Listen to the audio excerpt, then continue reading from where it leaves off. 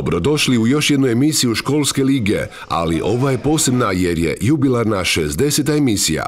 Puno škola i sportskih priloga smo snimili do sada, ali naša misija i put ne staje. Prošli tjedan posjetili smo osnovnu školu Ljubljanica. Kako su se učenici i profesori pripremili za prezentaciju svoje škole, pogledajte u sljedećem prilogu. Odigrana je rukometna utakmica između ekipe McDonald'sa i osnovne škole Ljubljanica. Odigrana je i rukometna utakmica između osnovne škole Ljubljanica i rukometnog kluba Zagreb Croatia osiguranje. Organizirana je tribina na kojoj su učenici postavljali pitanja rukometašima Zagreba.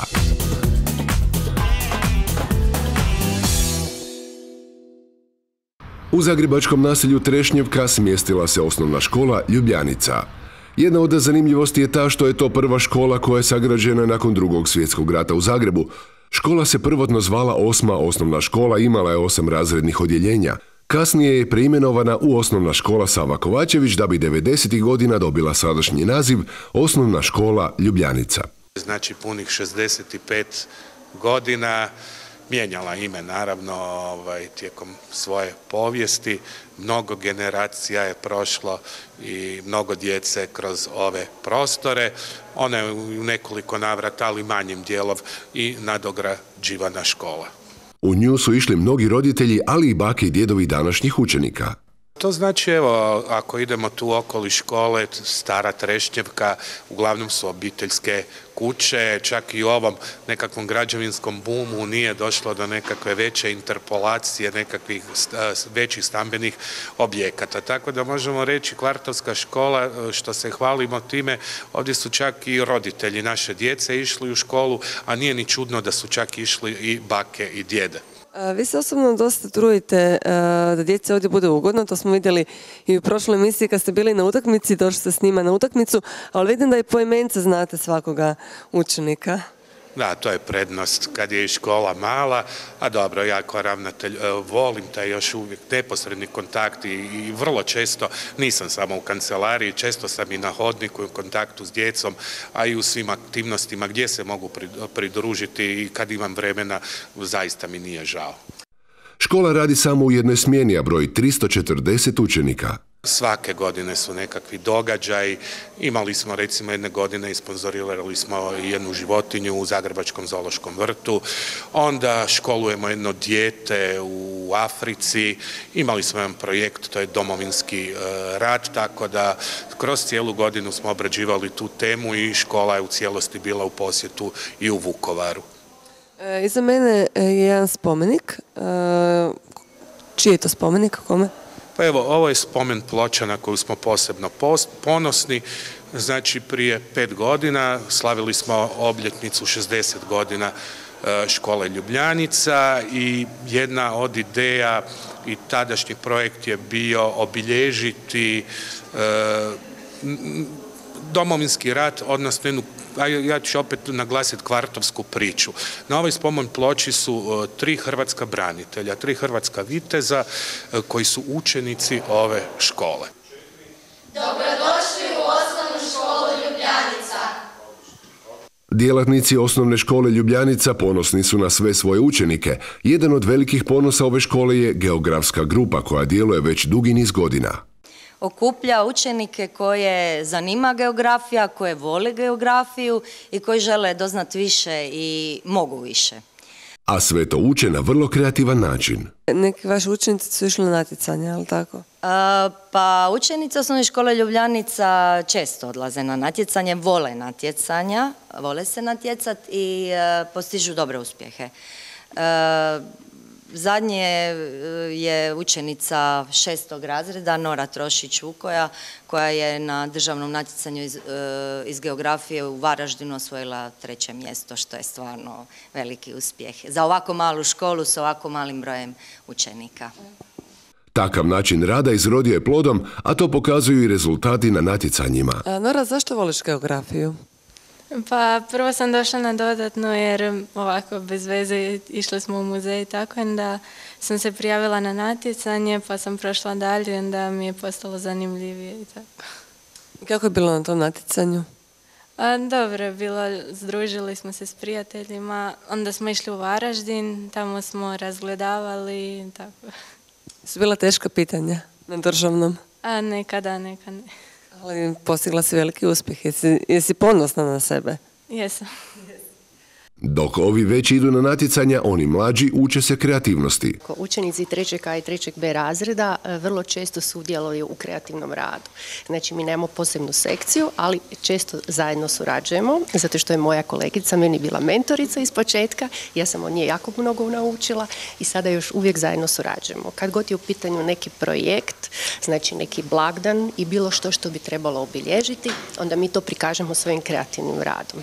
Sudjelujemo mnogi. A sudjeluju u raznim projektima. Izrađivali ste palačinke, a djecu ste učili konobarenju. Kako je to izgledalo? Vezano sa nastavom, znači sa prirodom i društvom, znači učimo se pristojno ponašati. Znači to je jedan sveobuhvatni projekt, osim što se izrađuje peću palačinke, znači moramo znati kako to radimo, zatim kako odlazimo u neki ugostiteljski objekt, kako se ponašamo pristojno, znači bonton, ponašanje, ja? Kako plaćamo, onda su djeca glumila isto tako konobare koji poslužuju goste, pozdrav prilikom ulaska, odlazak, znači pozdrav prilikom izlaska. Tako da smo mi zapravo ujedinili mnoge predmete u tom jednom projektu. Do sada su izradili razne literarne radove, licitarska srca, a svega toga ne bi bilo bez dobre suradnje s roditeljima. Idem u 3. B. I reci mi, ti si radila ova licitarska srca. Da. Kako si to radila? Pa to smo imali jedno tijesto, smo napravili, došli su roditelji jer imamo jako dobar način, jer oni nama pomažu inače, pa su nam pokazali roditelji i bake kako da to napravimo s tim tijestom, uzeli smo one... I kako ste to radili? Kako? Stavili smo tijesto u one vrećice za šlag i onda smo tiskali i tako smo napravili oblike. I stavili ste svoju sliku unutra? Da. Trenutno izrađuju maske. Danas izrađujete maske, s obzirom da je fašnik, pa kako ide izrada? Pa, dobro. Dobro. A kako radite te maske? Od čega? Od kaširanog balona. I kako se balon kašira?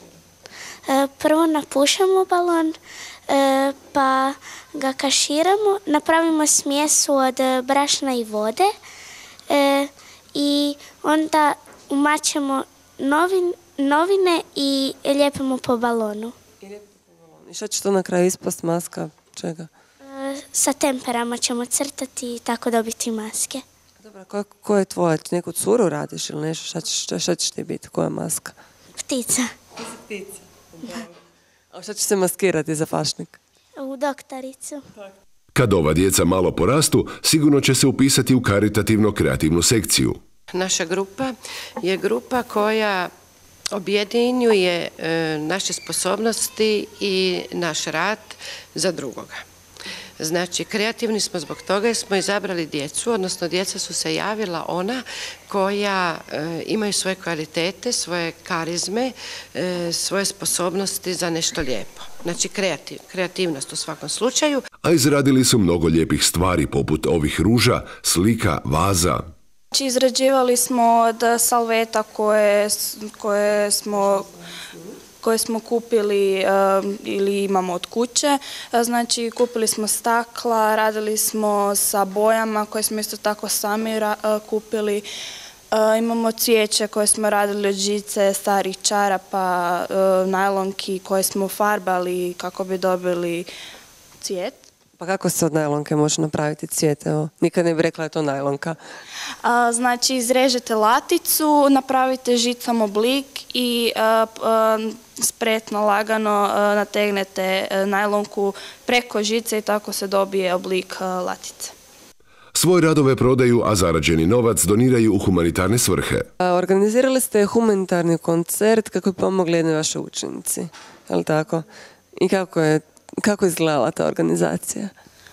Pa mi smo cijelu jesen pripremali različite predmete i to smo na božićnom sajmu, znači roditelji su trebali donijeti neki slatkiš, a mi smo njima dali tu čestitku kao ulaznicu i tako smo sakupili puno slatkiša i to smo odnijeli djeci u domu u kući ljubavi na Savicama. Gdje ste još bili? Pa bili smo u domu za starije, pomagali smo djeci u Caritasu, išli smo kod Marije Terezije u njezinu crkvu, išli smo po crkvama u Zagrebu i tako. Rekla si da voliš pomagati drugima, pa kakav je osjećaj kad znaš da si nekome pomogao? Pa jako lijep, mi se ovdje družimo, uživamo i uz to još pomažemo drugima. Tako su se uključili i u humanitarnu akciju pomoći maloj Emi Zollner, kojoj je dijagnosticirana cistična fibroza. Fibroza to je nasljedna bolest koja se najviše manifestira na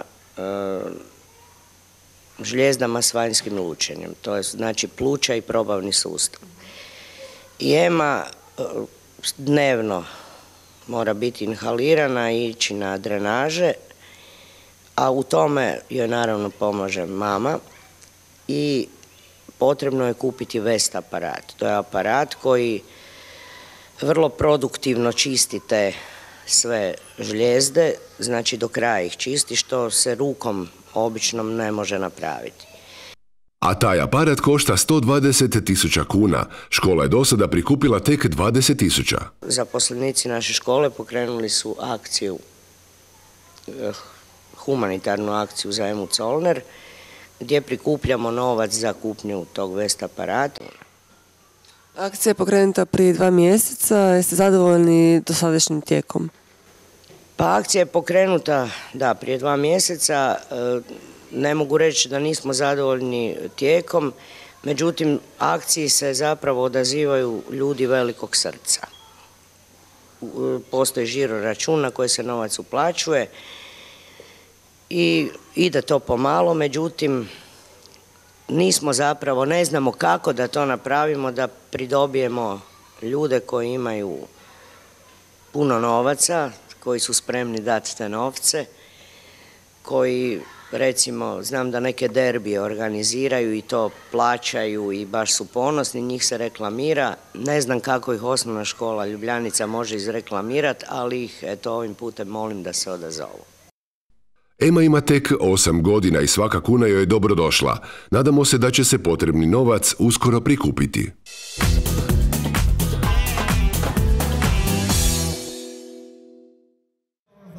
Utakmica McDonald's kupa igrala se ovoga puta u dvorani osnovne škole Ljubljanica. Međutim, ovo nije bila još jedna u nizu naših utakmica. Specifičnost ovotjednog McDonald's kupa je što je ekipa McDonald'sa izazvala ekipu osnovne škole Ljubljanica i to u rukometu. Tko je obukao dres McDonald'sa, a tko osnovne škole Ljubljanica, otkriće nam naš voditelj Krešo. Danas imamo ovdje 2 ekipe, jedna je McDonald's ekipa, druga nam je ekipa Ljubljanica, pa krenut ćemo sa našim sponzorom McDonald'som. Prvi na ovoj listi Martin Momčinović. Nakon Martina slijedi nam Toni Bušić. Nakon Tonija Goran Sraga. Nakon Gorana Dominik Orak. Zatim Antonio Ljevar. Nakon Ljevara Karlo Filipčić. I posljednji na ovoj listi Adrian Quatro. Ok, to nam je bila McDonald's ekipa. Slijedi nam sada Ljubljanica, prvi na ovoj listi Noa Antić. Nakon Noe Rene Recek. Zatim Jakov Beljan. Nakon Jateo Matej Horvat. Zatim Mihael Matić. David Marković. I posljednji na ovoj listi, molim veliki pljesak, Toni Jesić. Eto, sve smo predstavili. Dok se dečki zagrijavaju, pjesmom nas uveseljava zbor Zagi Zagi.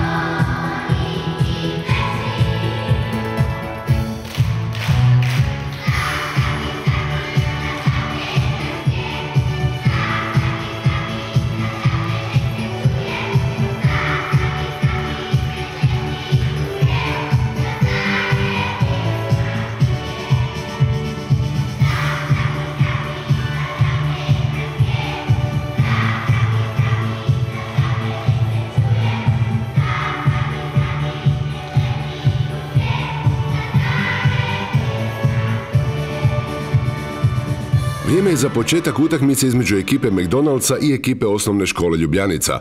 Da sve bude po pravilima rukometa pobrinuo se naš sudac, inače rukometni reprezentativac Luka Šebetić. Obje ekipe pokazale su veliku borbenost i spretnost, ali ekipa osnovne škole Ljubljanica ipak je više puta zatresla mrežu. Vidjeli smo nekoliko odličnih akcija, ali i obrana. Iako se ekipa McDonald'sa trudila, pobjedu je ipak odnijela Ljubljanica i to rezultatom 12-7. U nastavku gledamo žensku rukometnu utakmicu između ekipe osnovne škole Ljubljanica i ekipe McDonald'sa. Vidjet ćemo hoće li djevojke opravdati pobjedu svoje ekipe, ali prije toga upoznajmo ekipe. Čuže. Zatim Marija Ostojić. Nakon Marije Ivana Marić. Nakon Ivane Jana Harapin. Opa, imamo zvijezdu. Mirela Maljor. Lara Fureš. Ok, to su McDonald's cure. Idemo sada na Ljubljanicu. Golmanica Ruta Petić. Nakon Rute Dona Požaj. Nakon Done Dorotea Antunović. Zatim Korina Tumir. Nakon Korine Nora Vuka Trošić. I posljednja, ali ne najmanje bitna, Bela Grad. Sad, kad smo saznali njihova imena, vrijeme je za početak utakmice. Na samom početku utakmice vidjeli smo borbenu igru obje ekipe, ali sa jako malo pogodaka. Djevojke su zabile tek pokoji gol, ali su svejedno opravdali pobjedu svoje škole. S rezultatom 4-2 pobjedili su ekipu McDonald'sa. Osim što su dobri u rukometu, učenici ove škole su dobri i u judu. U ovoj školi smo 5 godina od samih početaka. Ovdje imamo dvije grupe. Jedna je rekreacijska grupa koja radi osnovni judo program, a druga je natjecateljska grupa koja ide na međunarodne turnire i na prvenstvo Hrvatske. I kakve rezultate postižete? S obzirom da smo mladi klub koji tek je star 6 godina, ove godine idemo na prvenstvo Hrvatske za mlađe kadete i dječake i djevojčice i očekujemo barem nekoliko medalja. Iza nas su djeca koji uzrast? Dakle, ovdje su djeca od 1. do 5. razreda koja pohađaju ovu školu. Neki su u školi naše juda od samog početaka, oni već imaju narančaste pojaseve, a oni koji su se upisali ove godine imaju bijele ili bijelo-žute pojaseve. Koji su neki glavni elementi u judu? Što je tu važno? Pa na svaki trening juda se sastoji od zagrijavanja gdje djeca rade elemente gimnastike i uvijek prolazimo školu padova jer da bi oni znali baciti moraju prvo znati past. Na treningu radimo tehnike bacanja, tehnike u parteru, zahvata držanja, vježbe snage i borbe da se pripreme za turnire. Koja je glavna razlika juda i ostalih borilačkih sportova, na primjer tekvandoa? Judo je borilački sport u kojem se ne udara, dakle mi se bacamo na ovu strunjaču dok se u tekvandou, karate i u drugim borilačkim sportovima udara rukama ili nogama. Vrijeme je za našu već poznatu nagradnu igru. Pravila su jednostavna. Potrebno je obući košarkaški dres i zabiti 3 koša. Došli smo do majici. Tu su lige. Jedni srednjoj lige.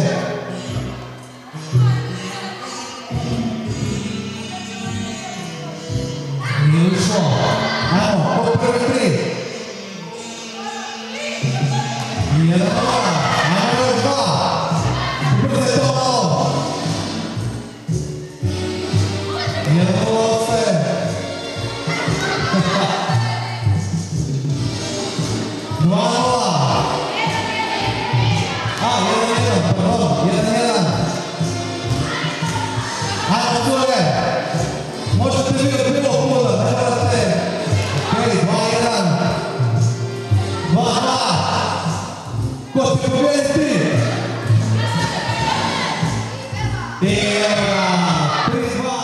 Evo, imamo pobjednicu. Evo, možeš pokazati u kameru što si dobila i reci mi, jesi zadovoljna s nagradama? Jesam jako.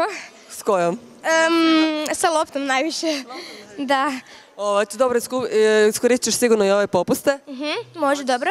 A to je sportski dućan, super. Jel se baviš nekim sportom, igraš negdje, treniraš? Ja treniram judo. Bila je prezentacija, da. Ali odlično se pokazala i u košarci. Hvala. Je li bilo teško zabiti koš? Pa zadnji koš sam molim te Bože daj i onda sam pogodila. Yes. Kako je ovo 60. emisija, za naše domaćine smo pripremili jedno posebno iznenađenje. U goste smo pozvali rukometaše rukometnog kluba Croatia Zagreb, koji su ujedno i naši reprezentativci. Luka Šebetić, Zlatko Horvat, Josip Valčić i Filip Ilić počastili su nas sa svojim dolaskom u emisiju, a pritom učinili ovim učenicima dan posebno zanimljivim.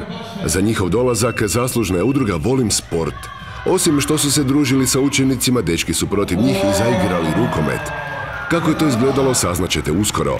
Ekipi profesionalnih rukometaša pridružio se bivši učenik ove škole, Krešimir Obratov. Iako se očekivala pobjeda profesionalaca, dečki iz osnovne škole Ljubljanica pokazali su da s njima nema šale. Odličnim akcijama i brzom i spretnom igrom uspjeli su zabiti nekoliko golova, ali i dalje nedovoljno za pobjedu. Naši rukometaši pobjedili su ekipu osnovne škole Ljubljanica rezultatom 8-3, a sada su na redu cure. Vidjet ćemo hoće li one bolje proći protiv Zagrebaša. Izgleda da su se naši reprezentativci malo previše opustili jer su već na samom početku primili gol. S ovim djevojkama nema šale. U drugom dijelu utakmice došlo je do preokreta, a zadivio nas je i gol Krešimira Obratova. Utakmica je završila pobjedom Zagrebaša 5-2. Evo, igrali ste protiv učenika osnovne škole Ljubljanica. Jesu se iznenadili svojom igrom? Jesu, stvarno vidi se već dobri rukometni koraci, odnosno i dosta su i skoncentrirani bili i sve, tako da je bilo iznenađujuće dobro. Cure su jako dobro krenule utakmicu. Da, nismo mogli ništa, bilo je stvarno teško zabiti gol. Pa malo, morali smo, ali morali smo malo potegnuti, da ne bi bilo da ne znamo igrati rukomet, tako da, ali bilo je jako teško, dobro su se cure držale. Poslušajmo izjave trenera i ravnatelja.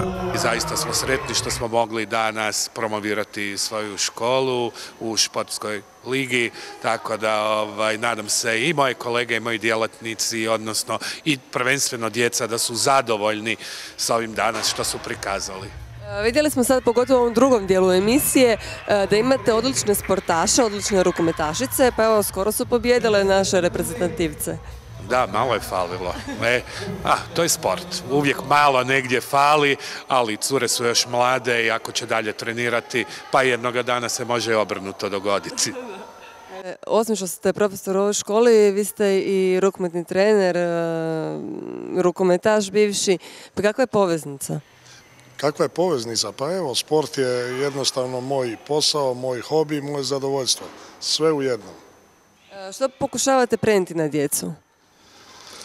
Pa na djecu pokušavamo prenijeti ljubav neku prema sportu, ljubav prije svega prema tjelesnom nekom vježbanju, prema kretanju. Ako se neko od njih nađe u sportu kasnije kao aktivni sportaš, super.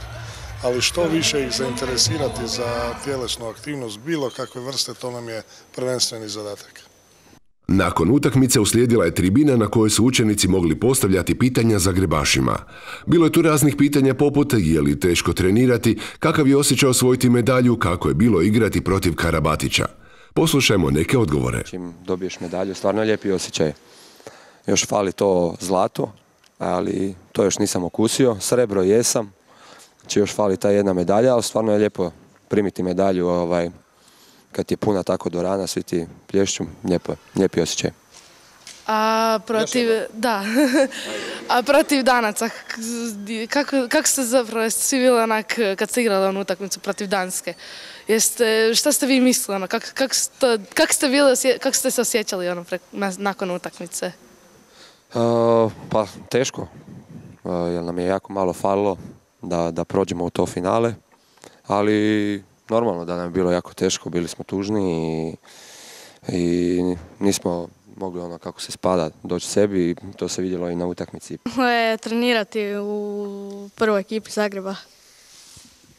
Pa sigurno da je lijepo osjećaj trenirati u prvoj ekipi, pogotovo kad prođeš sve omladinske selekcije, kada iz kadeta juniora uđeš u prvi tim. tako da nadam se da ćeš ti jednog dana svojim radom i trudom doći do prve ekipe. Filipe, dođi nam Filipe. Želim zapravo... Čekaj, sjedni prvo, polako.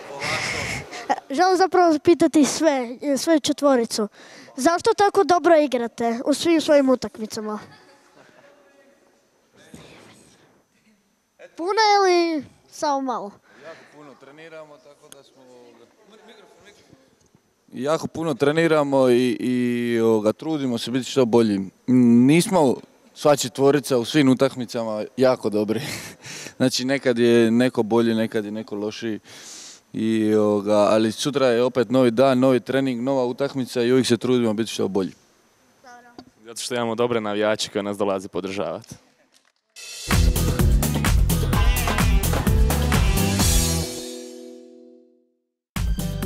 Došli smo do kraja emisije Školske lige. Gledajte nas u terminima četvrtkom u 18:30, petkom u 9:25, subotom u 8:25 i nedjeljom u emisiji Sport nedjeljom. Sljedeći tjedan smo također s vama kad vam donosimo nove zanimljive teme iz svijeta sporta. Do tada pozdravlja vas ekipa emisije Školske lige.